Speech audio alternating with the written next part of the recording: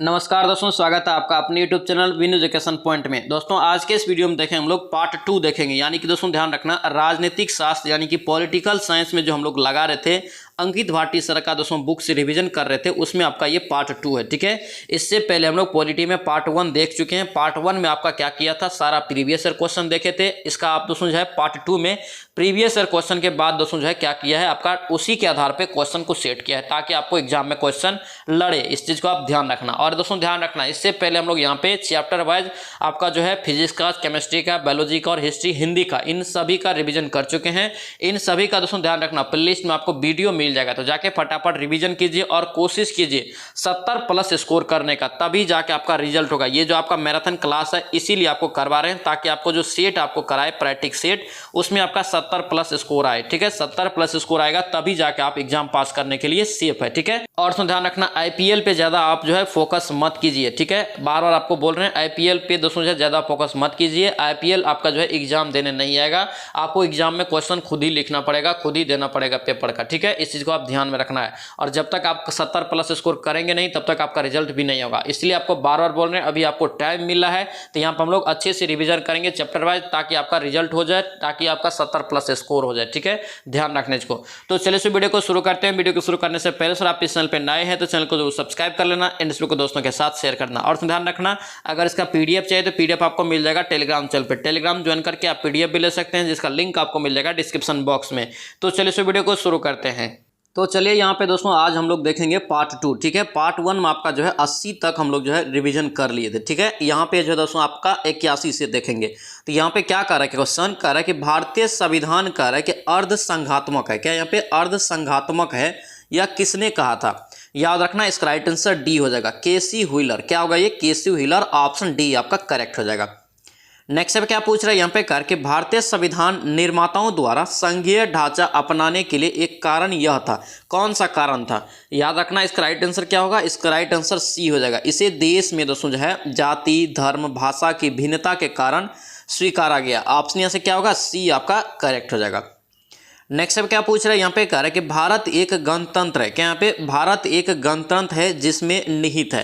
तो इसमें दोस्तों जिसका राइट आंसर ए हो जाएगा। राज्य का दोस्तों यहाँ पे जो है अध्यक्ष निर्वाचित होता है। ऑप्शन यहाँ से क्या होगा, ए आपका करेक्ट हो जाएगा। यानी कि गणतंत्र होने का आपसे कारण पूछ रहा था, क्या होता है ये, राज्य में एक अध्यक्ष का निर्वाचित होता है। ऑप्शन ए आपका करेक्ट हो जाएगा। नेक्स्ट अब क्या पूछ रहा है यहाँ पे, कार्य कि एक संघीय राज्य व्यवस्था में सम्मिलित होता है। संघीय राज्य व्यवस्था में दोस्तों क्या क्या सम्मिलित होता है यहाँ पे आपको बताना है। याद रखना, इसका राइट आंसर क्या होगा आपका, ये चारों हो जाएगा। यानी कि संघ और राज्य के बीच संबंध, उसके बाद राज्यों का मध्य संबंध, उसके बाद समन्वय के लिए तंत्र, उसके बाद विवादों को सुलझाने के लिए एक तंत्र। ठीक है, ऑप्शन ए हो जाएगा। ये चारों कथन दोस्तों जो है आपका संघीय राज्य व्यवस्था में शामिल है।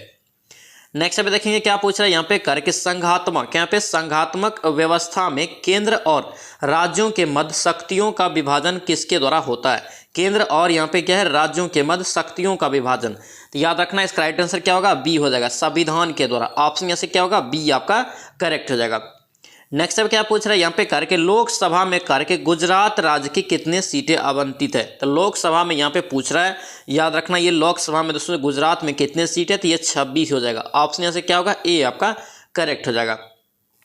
नेक्स्ट अब क्या पूछ रहा है यहाँ पे, करके भारतीय संसद में मंत्रिमंडल के विरुद्ध करके अविश्वास प्रस्ताव पेश करने के लिए न्यूनतम दोस्तों यहाँ पे जो है संसदों की समर्थन की आवश्यकता होती है। इसका हम लोग रिवीजन कर चुके हैं, ये क्वेश्चन देख चुके हैं। यहाँ पे राइट आंसर होगा मिनिमम सदस्य की दोस्तों जो अविश्वास प्रस्ताव पेश करने के लिए 50 चाहिए। कितना? 50। ऑप्शन क्या होगा, डी आपका राइट रहेगा। और ध्यान रखना, आप जो एक बार क्वेश्चन को रिवीजन कर लेते हैं या जो क्वेश्चन आप एक बार देख लिए हैं उस क्वेश्चन को कोशिश कीजिए कि दोबारा वो गलत ना हो, देखते ही आपको बन जाए। ठीक है, इस चीज को आप ध्यान रखना, तभी जाके आपका स्कोर बढ़ेगा। नेक्स्ट अब देखेंगे क्या पूछ रहा है यहाँ पे, करके डैश भारत को यहाँ पे करे कि उत्तर प्रदेश के हिमालयी पहाड़ी क्षेत्र में उत्तराखंड नामक दोस्तों यहाँ पे जो एक नया राज्य अस्तित्व में आया है। तो याद रखना, इसका राइट आंसर क्या होगा, इसका राइट आंसर 9 नवंबर 2000 दोस्तों जो है ईस्वी में आया। कौन सा? उत्तराखंड। ऑप्शन यहाँ से बी आपका करेक्ट हो जाएगा। और दोस्तों उत्तराखंड किस राज्य से अलग हुआ है? तो याद रखना, उत्तर प्रदेश से। नेक्स्ट अब क्या पूछ रहा है यहाँ पे, करके भाषा के आधार पर राज्यों का करके पुनर्गठन किस वर्ष किया गया था? भाषा के आधार पर राज्यों का पुनर्गठन किस वर्ष किया गया?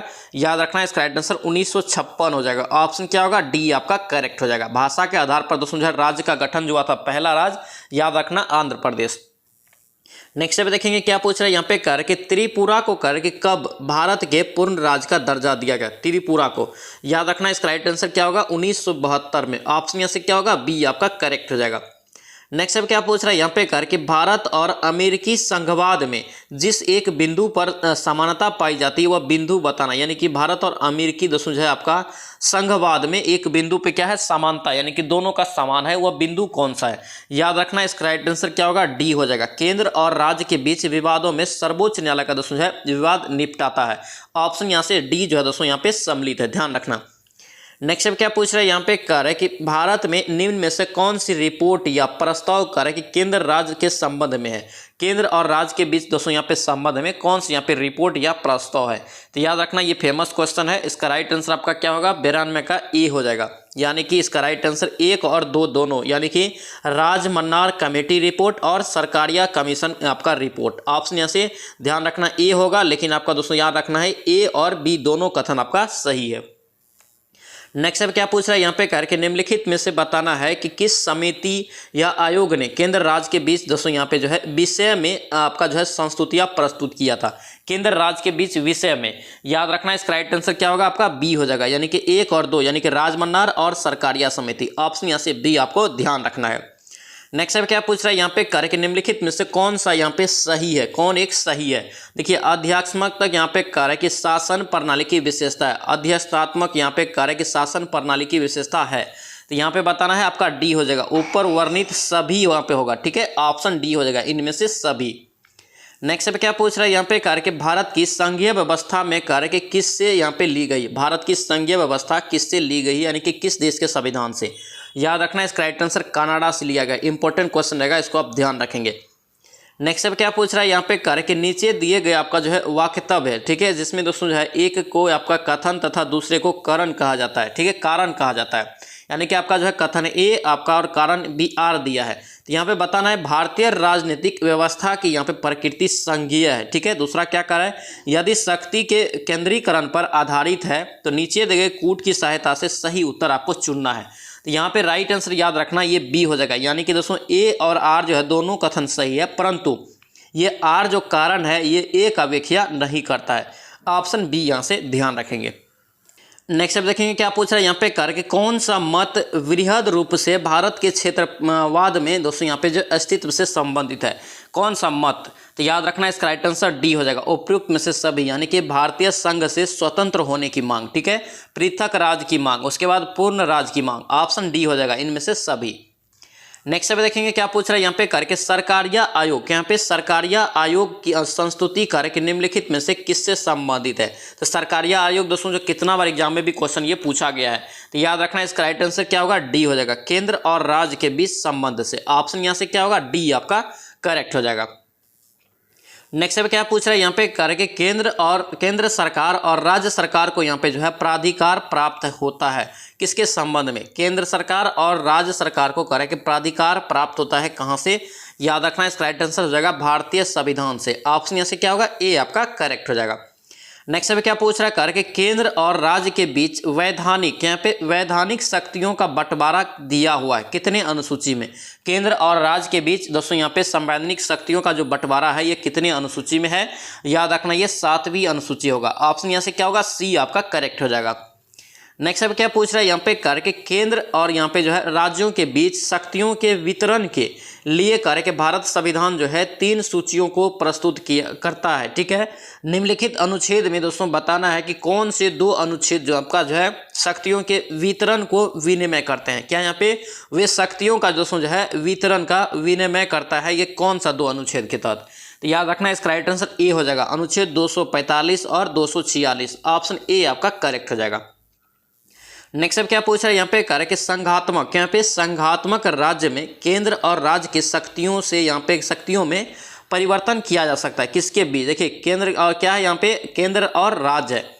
याद रखना ये किसके द्वारा किया जाता है। इसका राइट आंसर याद रखना ये सी हो जाएगा, संविधान संशोधन के द्वारा। ऑप्शन यहाँ से क्या होगा सी हो जाएगा। ये क्या है शक्तियों का यहाँ पे परिवर्तन है, ठीक है, ध्यान रखेंगे। नेक्स्ट पे क्या पूछ रहा है यहाँ पे कार्य के संघात्मक, यहाँ पे संघात्मक सरकार का निम्न में से कौन सा आधार है। संघात्मक सरकार का निम्न में से कौन सा आधार है। तो याद रखना ये केंद्र और राज्य के बीच दोस्तों जो संबंध है ये क्या है, आधार है आपका संघात्मक सरकार का। ऑप्शन डी आपका करेक्ट हो जाएगा। नेक्स्ट अब देखेंगे क्या पूछ रहा है यहाँ पे, करके संघात्मक शासन में पाया जाता है। संघात्मक शासन में दोस्तों जो पाया जाता है, क्या पाया जाता है, तो याद रखना इसमें आपका जो है दोनों हो जाएगा, यानी कि संविधान की सर्वोच्चता और लिखित व कठोर संविधान। ऑप्शन यहाँ से क्या होगा, सी आपका करेक्ट हो जाएगा। दोस्तों आपसे रिक्वेस्ट है, अगर आप इस चैनल पर नए हैं तो चैनल को जरूर सब्सक्राइब कर लेना एंड इस वीडियो को दोस्तों के साथ शेयर कर देना। और उसमें ध्यान रखना हम लोग जो यहाँ पे अंकित भाटी सर का दोस्तों प्रैक्टिस सेट लगा रहे हैं उसमें आपका ये पॉलिटी में पार्ट 2 है, ठीक है। इससे पहले हम लोग पार्ट 1 में ध्यान रखना 80 तक दोस्तों प्रश्नों का अच्छे से रिवीजन किए थे। उसके बाद आपका जो है पार्ट 2 है, ये आपका जो है पार्ट 2 में पूरा आज हम लोग खत्म कर देंगे, यानी कि पूरा हम लोग रिवीजन इसमें कर लेंगे। और एक विशेष बात, आईपीएल दोस्तों जो है अभी शुरू हुआ है, ये कौन कौन देखता है कॉमेंट करना है। और दोस्तों ध्यान रखना, इसलिए आपको बोल रहे हैं कि आपको दोस्तों ध्यान रखना आईपीएल काम नहीं देगा एग्जाम में, ये चीज को बार बार आप ध्यान में रखना है। आईपीएल को भी जगह अगर देना है तो बाद में दीजिए, लेकिन प्रैक्टिस सेट आप जरूर लगाइए, इस चीज को आप ध्यान रखना, ठीक है, ध्यान रखेंगे। नेक्स्ट देखिए यहाँ पे क्या पूछ रहा है, निम्न में से कार्य के कौन सा एक भारत के संविधान का संघीय लक्षण नहीं है।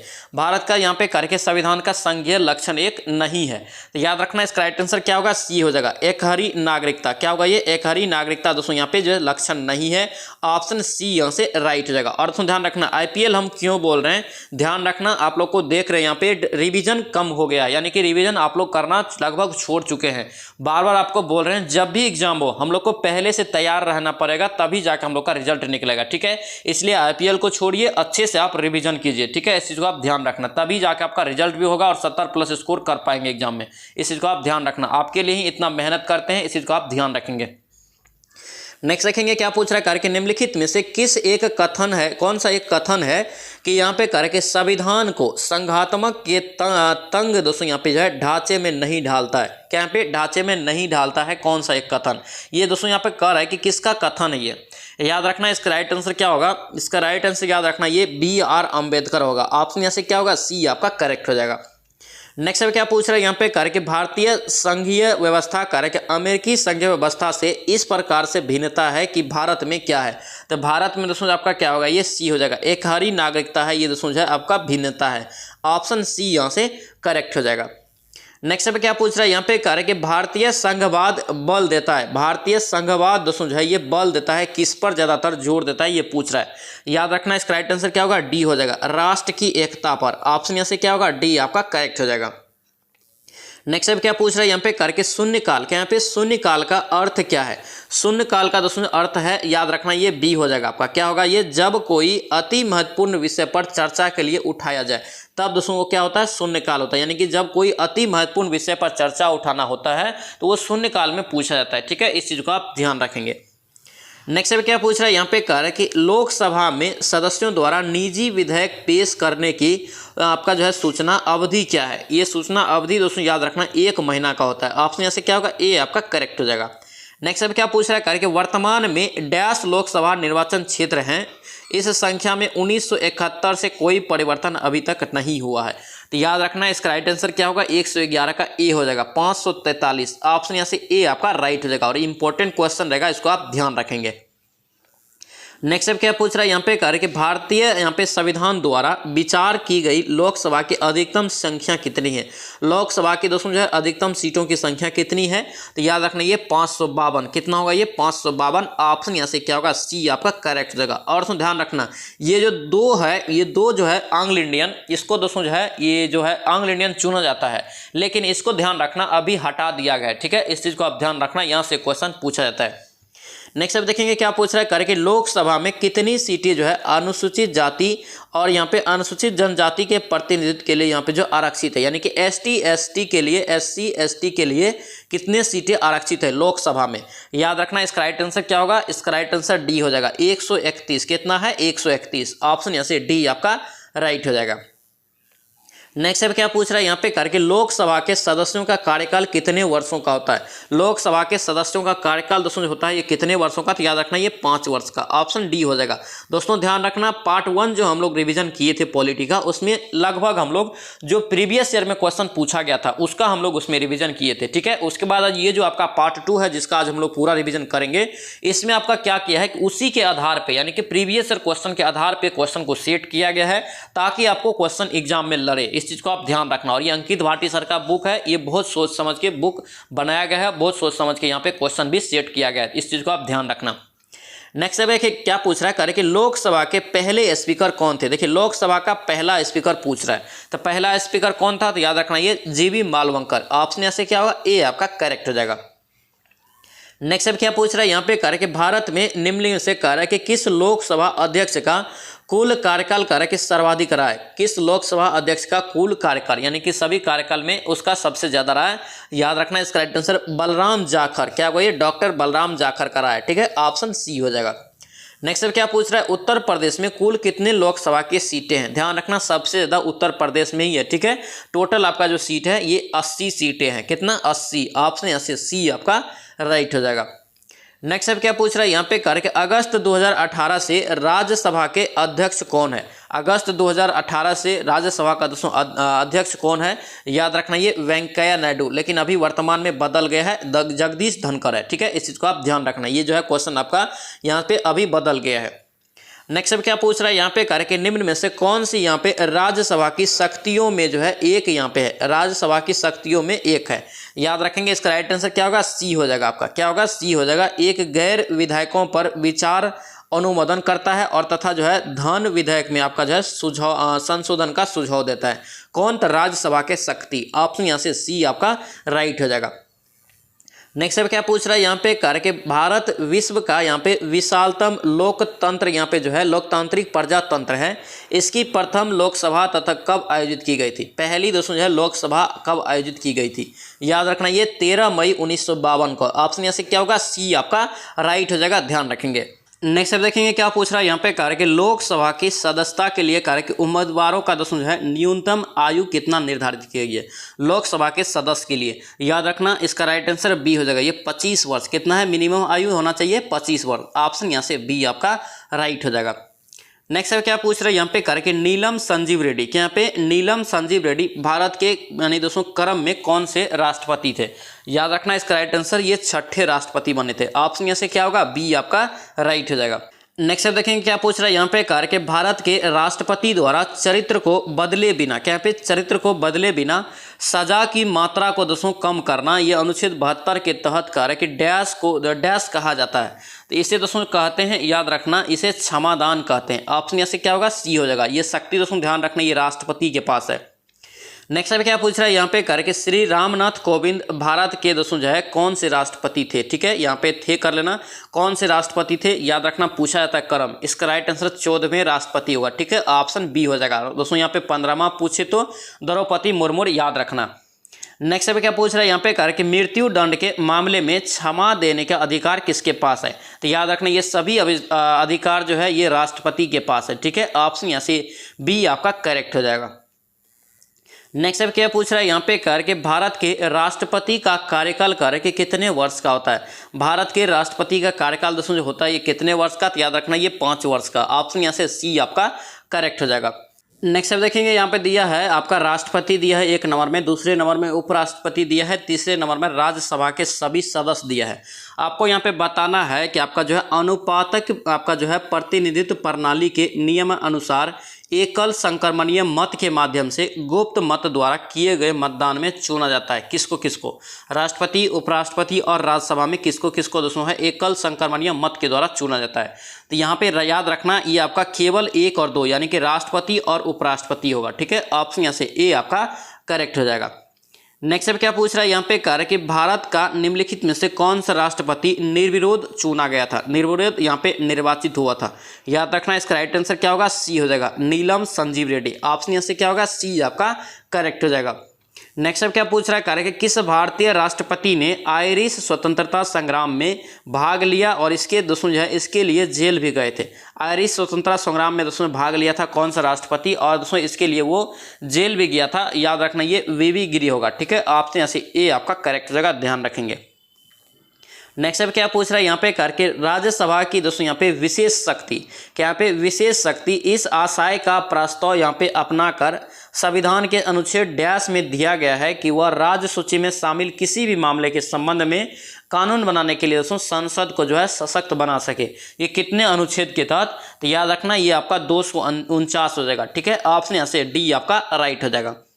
नेक्स्ट अब क्या पूछ रहा है यहाँ पे करके अनुच्छेद दोस्तों यहाँ पे डैश के प्रावधानों के तहत लोकसभा और राज्यसभा की संयुक्त दोस्तों बैठक राष्ट्रपति बुलाता है, यानी कि राज्यसभा और लोकसभा का संयुक्त बैठक राष्ट्रपति कितने अनुच्छेद के तहत बुलाता है? याद रखना इसका राइट आंसर सी हो जाएगा, 108। ऑप्शन यहाँ से क्या होगा? सी आपका करेक्ट हो जाएगा। नेक्स्ट पे क्या पूछ रहा है यहाँ पे करके लोकसभा में मतदान करते समय, क्या यहाँ पे लोकसभा में मतदान करते समय टाई की स्थिति यानी कि बराबर अगर हो जाए, टाई की स्थिति में पास वोट डालने का अधिकार किसको है? याद रखना ये क्वेश्चन पूछा गया है। इसका राइट आंसर याद रखना ये आपका जो है बी हो जाएगा, स्पीकर।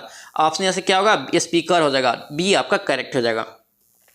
नेक्स्ट क्या पूछ रहा है करके भारत के पहले प्रधानमंत्री पंडित जवाहरलाल नेहरू ने 14 अगस्त 1947 की मध्य रात्रि को नियमति, यहाँ पे नियति से वादा यहाँ पे जो है शीर्षक भाषण कहाँ से दिया था? ये शीर्षक भाषण दोस्तों दिया था, ये कहाँ से दिया था? याद रखना ये संसद से। कहाँ से? संसद यानी कि संविधान सभा। ऑप्शन सी आपका राइट हो जाएगा। नेक्स्ट अब क्या पूछ रहा है इनमें से करके कौन सा भारत का यहाँ पे कार्यवाहक, क्या यहाँ पे कार्यवाहक राष्ट्रपति नहीं था? कार्यवाहक यहाँ पे दोस्तों राष्ट्रपति नहीं था पूछ रहा है। याद रखना ये डॉक्टर जाकिर हुसैन। क्या होगा? ये डॉक्टर जाकिर हुसैन हो जाएगा। ऑप्शन यहाँ से बी आपका राइट हो जाएगा।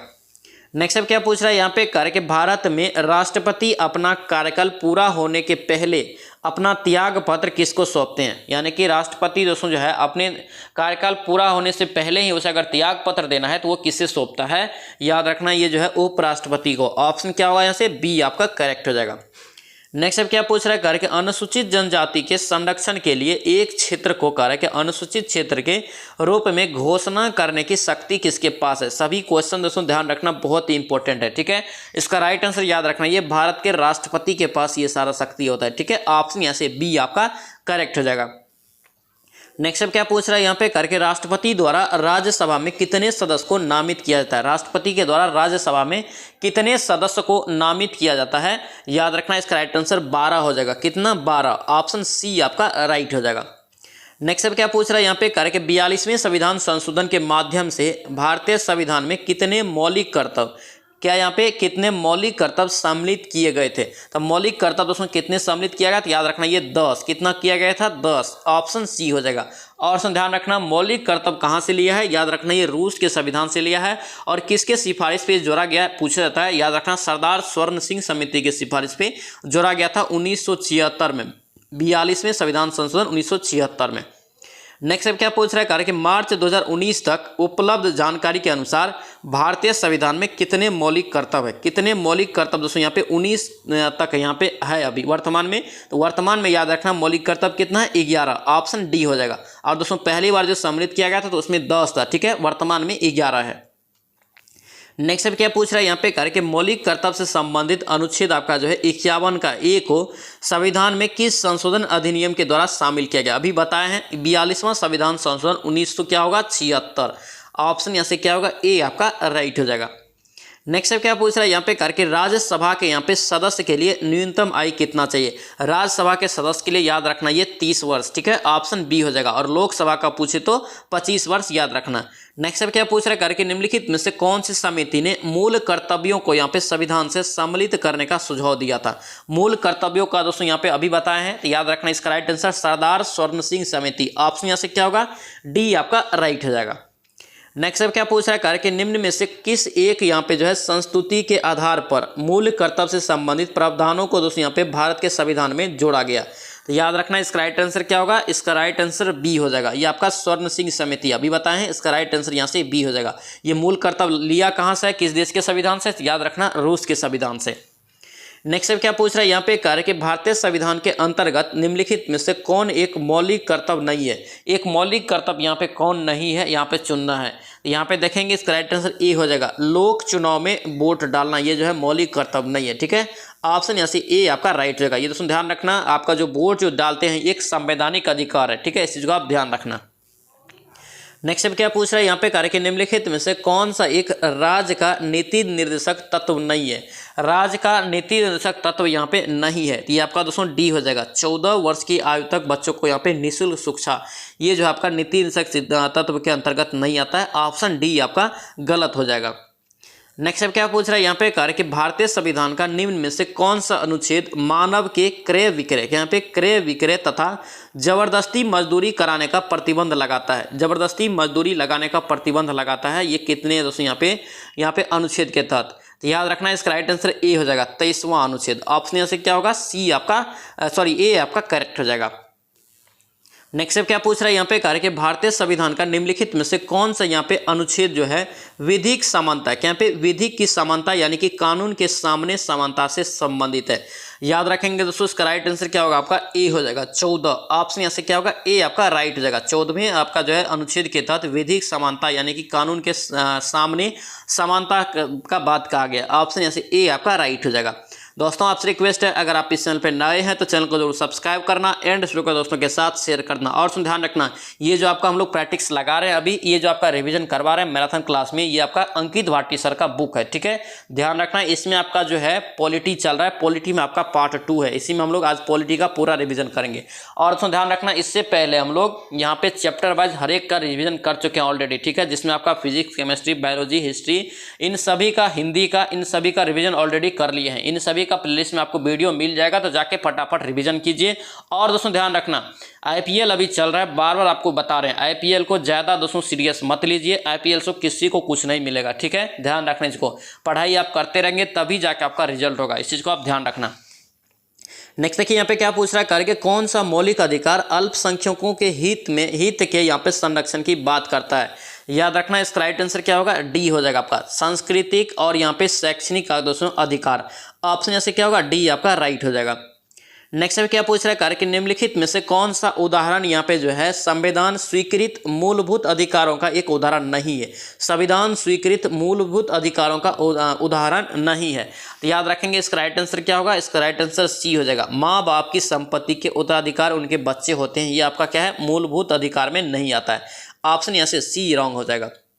नेक्स्ट अब क्या पूछ रहा है यहाँ पे कार्य के मौलिक अधिकारों को लागू करने के लिए यहाँ पे संविधान ने किसे विशेष उत्तराधित्व यहाँ पे सौंपा है, यानी कि मौलिक अधिकारों को कौन लागू कर सकता है। बहुत ही महत्वपूर्ण क्वेश्चन, याद रखना ये सर्वोच्च न्यायालय, ठीक है, उच्चतम न्यायालय। ऑप्शन यहाँ से ए आपका राइट हो जाएगा। नेक्स्ट अब क्या पूछ रहा है कार्य कि भारत के प्रथम यहाँ पे उपराष्ट्रपति कौन थे, भारत के प्रथम उपराष्ट्रपति पूछ रहा है। याद रखना ये एस राधाकृष्णन यानी कि डॉक्टर सर्वपल्ली राधाकृष्णन। ऑप्शन यहाँ से बी आपका राइट हो जाएगा। नेक्स्ट अब क्या पूछ रहा है यहाँ पे कार्य के लोकसभा या विधानसभा चुनाव में खड़े होने के लिए कार्य के उम्मीदवारों की न्यूनतम आयु। तो याद रखना लोकसभा और विधानसभा दोनों के लिए सेम आयु है, ठीक है, कम से कम आयु दोस्तों 25 वर्ष चाहिए। ऑप्शन यहाँ से क्या होगा, सी आपका राइट हो जाएगा। नेक्स्ट अब क्या पूछ रहा है कार्य के राज्यसभा के पदेन अध्यक्ष कौन होते हैं। राज्यसभा के पदेन अध्यक्ष दोस्तों याद रखना उपराष्ट्रपति होता है, ठीक है। ऑप्शन बी आपका राइट हो जाएगा। नेक्स्ट अब क्या पूछ रहा है यहाँ पे कार्य के लोकसभा में शून्यकाल, यहाँ पे लोकसभा में शून्यकाल की अवधि कार्य के अधिक से अधिक कितनी हो सकती है।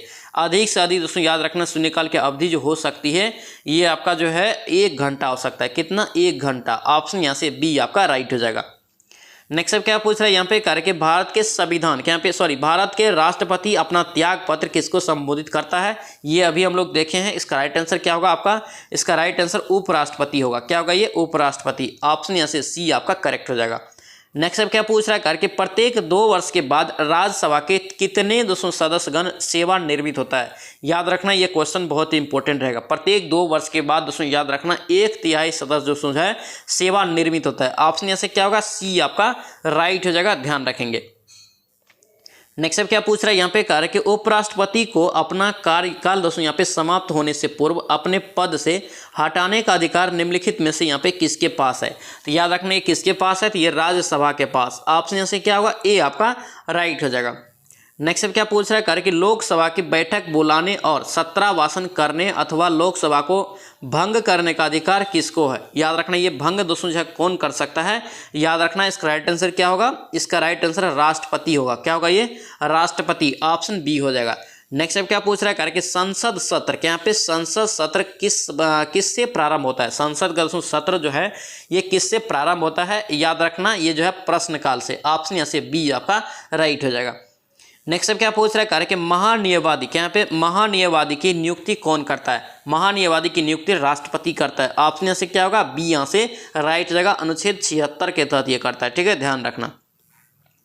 नेक्स्ट स्टेप क्या पूछ रहा है, यहाँ पे दिया है कि भारत के महान्यायवादी की नियुक्ति दोस्तों जो है किस अनुच्छेद में होता है। अभी हम लोग देखें इसका राइट आंसर क्या होगा, अनुच्छेद 76 का ए हो जाएगा। ठीक है, कभी कभी आपको डायरेक्ट 76 दे देता है, ऑप्शन सी यहाँ से याद रखना है।